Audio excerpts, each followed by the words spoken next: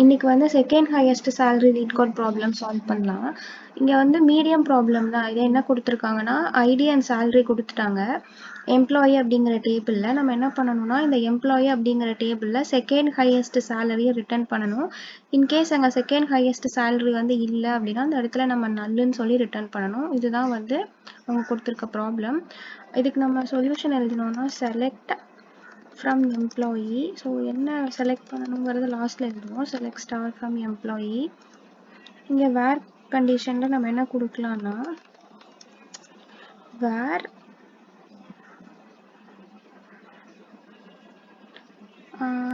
என்ன பண்ணலாம் சேலரி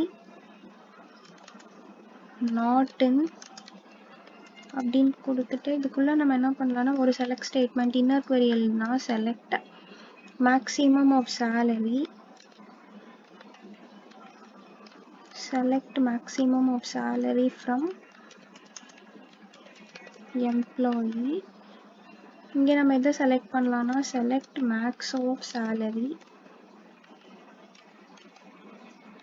இதை நம்ம எப்படி வச்சுக்கலாம்னா அவுட்புட்டில் அவங்க எப்படி கேட்டிருக்காங்க அப்படின்னா செகண்ட் ஹையஸ்ட் சேலரின்னு கேட்டிருக்காங்க. ஸோ இதவே நம்ம என்ன பண்ணலாம்னா அவுட்புட்டாக ரிட்டர்ன் பண்ணுறதுக்காக இங்கே நம்ம பேஸ்ட் பண்ணிக்கலாம்.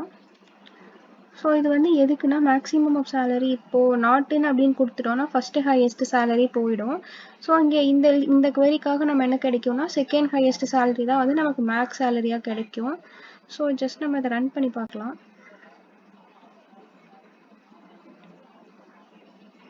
அக்செப்ட் ஆயிடுச்சு. ஓகே, அவ்வளோதான். ஸோ இது வந்து இந்த query வந்து மீடியம் ப்ராப்ளம்க்கான query நான் எழுதியிருக்கிறது. தேங்க்யூ.